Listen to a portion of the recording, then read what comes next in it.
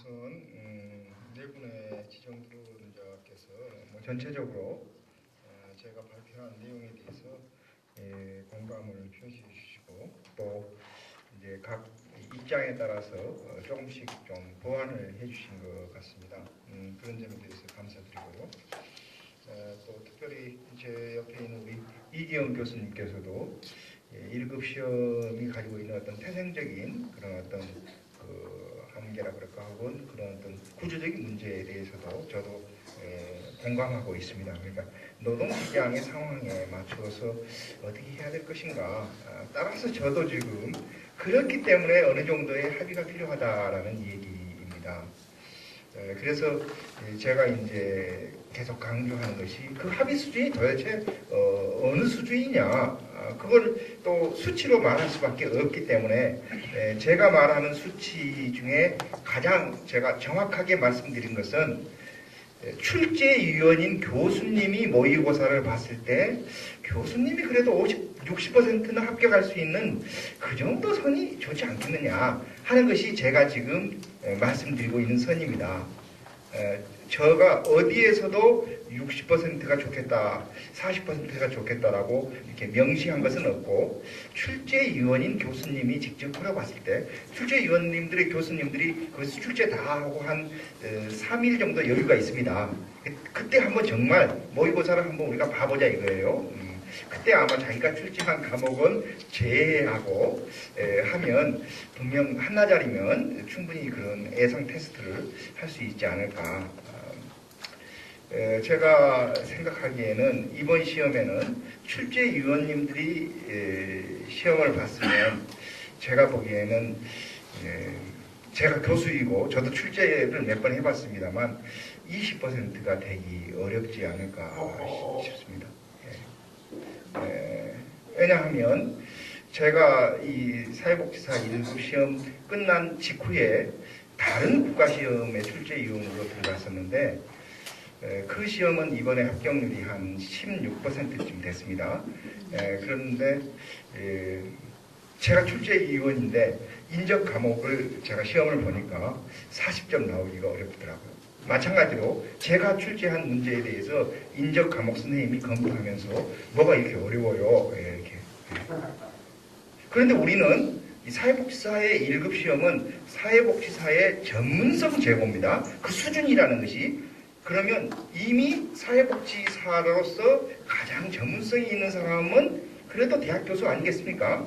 그 교수 중에서도 가장 그래도 해당 분야를 대표하는 분들이 출제위원으로 오시기 때문에 저는 그 출제위원님들이 어느 정도 자기는 그래도 반은 이렇게 합격할 수 있는 그런 선에서 출제해 주십사 하는 것이 제가 딱 이렇게 명시적으로 이야기하는 것이고 나머지 60%나 40%는 이렇게도 생각해 볼 수 있고 이렇게도 생각해 볼 수 있지 않을까 이런 그 어떤 기준을 말씀드렸다라고 이해를 해주셨으면 합니다.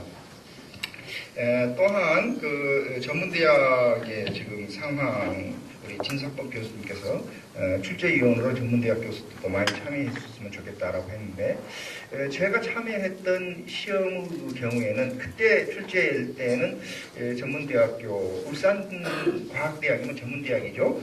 울산과학대학 교수님도 계셨던 것 같은데 어쨌든 전문대학 교수님들이 많은 것 같지는 않습니다. 출제위원으로 들어오신 분 중에 반영될 필요가 있지 않을까 싶고요.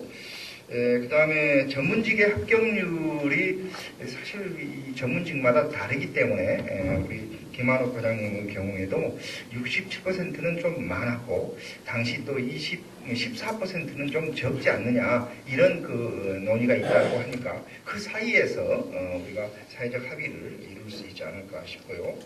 우리 이태순 선생님께서는 굉장히 분노에 차서 말씀해 주셨는데 저는 그 분노가 좀 이렇게 정리가 되어서 적어도 행정심판 청구에서만큼은 기대하는 만큼의 성과를 거뒀으면 합니다. 끝으로 제가 하나 더 좀 이렇게 경위에 대해서 약간 좀 설명이 하나 필요한 것 같아서 여러분들이 자료 89페이지를 한번 봐주시기 바랍니다. 89페이지에 보면 1회 시험은 필수가 6과목, 선택이 2과목을 선택할 수 있었습니다. 그래서 선택 과목이 너무 많다 보니까 실제 이원이 67명이었는데 아마도 시험 과목이 33과목이었던 것 같습니다. 그러다가 이제 두 번째 2회에도 6과목, 2과목 이렇게 하다가 3회에서 실제로 이제 선택 과목을 없애고 우리가 이수 기준으로 8과목, 그 다음에 우리가 시험 과목으로 3과목으로 이렇게 만든 이유가 있습니다. 이게 바로 과락 방지용입니다. 자, 즉 이 평균은 60점이 넘었지만 과락으로 떨어진 사람이 1회에 굉장히 많았었는데 1회의 과락이 특정 과목에서 나왔어요. 특정 과목. 거의 대부분의 과락자가 바로 그 과목에서 나왔습니다. 법제론은 아니었습니다. 그런데 하여튼 행정론, 정책론, 법제론 이 세 과목 중에 하나였습니다. 법제론은 당시에는 선택 과목이었습니다. 그래서 이게 문제가 있구나. 특정 과목에서 이 과락이 나오면 결국은 평균이 60점 이상이어도 떨어지구나. 그걸 예방하기 위해서 인행사와 조사론을 묻고 실천론, 기술론, 이렇게 지역사회를 묻고 법제, 행정, 정책을 묶은 겁니다. 따라서 제가 보기에 지금 평균이 60점 이상이면서도 과락으로 떨어진 사람이 6명인 경우는 지금까지의 역사상 없었던 수치입니다. 지금까지 역사상 수치는 제가 알기로 2명 아니면 전혀 없거나 3명, 1명 이런 정도 수준이었어요. 그리고 이제 제가 이 수험생들의 제가 지도하고 있는 학생들의 성적을 봤더니 결국은 특정 과목에서 점수가 워낙 낮게 나오다 보니까 결국은 평균을 못 채워버리는 겁니다. 그걸 우리가 현실적으로 인정해야 된다고 봐요. 그걸 저는 확인할 수 있는 방법은 매우 간단하다고 봅니다. 여러분들이 제가 자료로 제시한 그 페이지를 보시면 아시겠습니다만 과거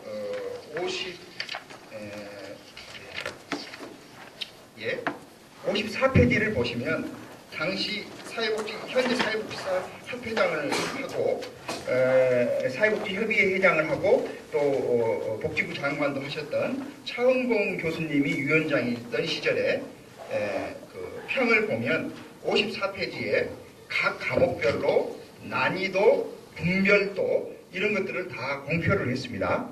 여기를 보면 이 분별도가 제일 낮은 과목이 당시에는 지역사회 복지론이었던 모양입니다. 그리고 그때 30점 만점에 14.9점이 나온 거죠. 이런 식으로 저는 이번 시험도 공표해야 된다고 봐요.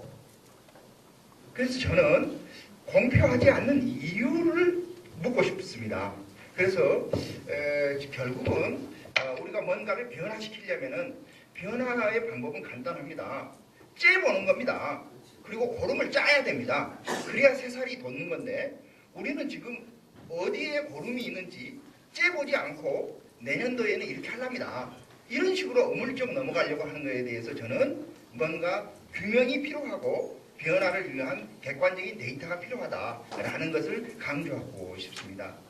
그래서 정말 이 분노가 정제되고 그 분노가 제도의 변화에 좀 이렇게 선순환이 될 수 있도록 해야지 오늘 토론회를 했음에도 불구하고 그것이 해결되지 않고 또다시 이미 있었던 일이니까 덮어불고 갑시다. 그거 뭐 체르노빌 원자로 폭탄이니까 덮어불게요. 그래서 저는 이 해부하고 짜내고 다시 새롭게 설계하는 그런 방식으로 가고 그때 사회복지사협회가 좀 더 좀 주도적인 역할을 해주셨으면 하는 당부의 말씀을 드리면서 마치도록 하겠습니다. 예, 감사합니다.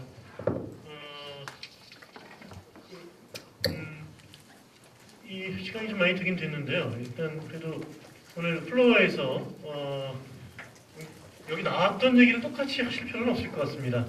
이것들은 이제 오늘 얘기한 것들이 좀 정리가 돼서 저희 이제 비상대책위원회가 좀 더 거기서 논의가 돼서 이제 향후 작업으로 연결이 될 것이고요.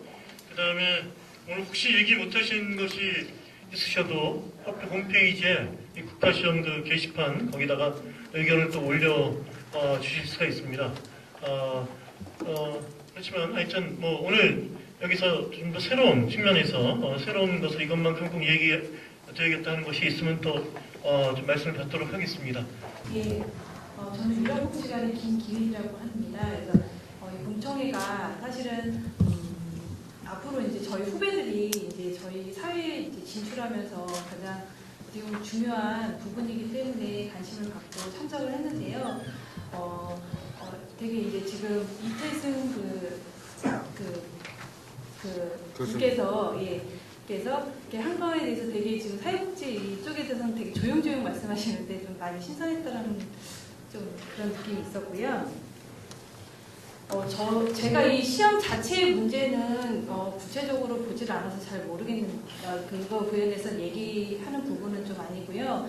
저희가 사회복지사 1급 국가 자격 시험이 있는데 근데 저희 그 사회복지 자격증이 꼭 그 1급 자격증 하나로만 지금 되어 있기 때문에 획일적으로 그걸로만 뭔가를 평가하는 것 자체가 좀 문제가 아닐까라는 좀 생각이 들어서 예를 들어 청소년 지도사 뭐 출제도 하셨다고 하지만 그런 자격증 제도에 있을 때는 뭐 1급, 2급, 3급 그 급으로 나눠서 보통은 그 어느 정도의 경력이 쌓으면 2급 자격이 주어지고 보통은 1급 자격이 주어지고 하는데 저희가 사회복지사 1급 자격증 시험 그 규정, 그러니까 그 법이 바뀌면서 2급은 다 이제 주고 1급 자격증만 지금 주어지는 상황에서 너무 좀 획일적이고 그 하나로만 뭔가 평가된다는 것 자체가 조금 아니라는 생각이 좀 들어서 그 얘기를 좀 말씀드리고 싶었습니다. 예. 그리고 또 한 가지는 그 법제 관련돼서 말씀하신 게 있었는데 저희가 사회복지가 사회복지 그 일을 하면 규정에 의해서 법적인 근거로 해서 저희가 사회복지 사업을 하잖아요. 그렇기 때문에 그 법제 자체는 가장 중요한 부분이라고 생각을 하거든요. 그래서 지금 저희가 그 대학에서 공부하고 있는 친구들이 이 법규나 저희가 이제 예산을 짜는 데 있어서도 그 지침에 의해서만 돈이 나갈 수 있기 때문에 그런 것들을 좀 더 현실에 맞고 그 다음에 그 상황에 맞춰서 교육을 좀 이루어져서 필드에 나와서 그걸 펼칠 수 있는 그런 교육 제도가 좀 바뀌었으면 하는 바람입니다. 감사합니다. 예, 감사합니다. 이거는 문제뿐만 아니라 이 설사 산업인력공단에 뭐 존치하더라도 지금처럼 존치해서는 안 되겠다는 그런 얘기도 좀 있었고요.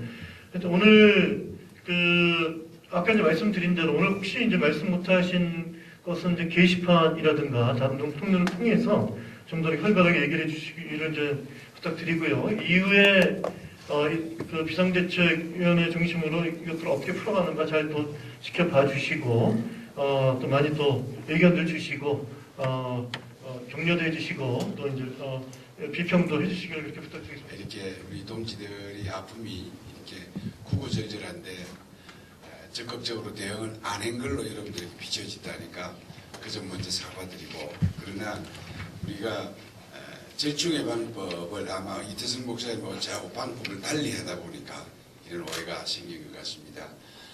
여러분들의 그 의미를 제가 100분 알겠습니다. 그리고 현재 저희들은 전문대학 선생님과 학부 선생님 이런 편차는 전혀 없습니다. 우리 이사회에도 전문대학 선생님 들어와 계시고 이 문제는 제가 아까 인사 말씀할 때도 그랬습니다만은 참 정말 힘의 논리에 의해서 이 사업권이 이관되다 보니까 참 저희들이 요구가 정말 크게 벽에 부딪힌 적도 많이 있습니다. 이번에 이태성 목사님 뵈니까 큰 동지도 얻은 것 같고 저희들이 좀 더 논의해서 그러나 우리가 충돌을 전제하기 위해서 우리가 사람에게 희망을 주는 전문가는 아니라고 봅니다.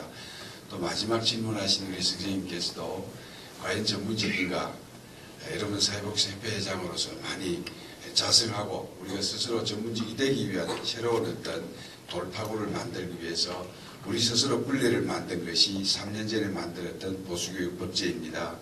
우리 보수교육을 통해서도 오늘 이 문제를 그 보수교육에 참여하는 많은 교수님들에게 이 문제를 저희들이 아주 요약해서 이런 일이 있었고 이런 일이 아픔이 있었다.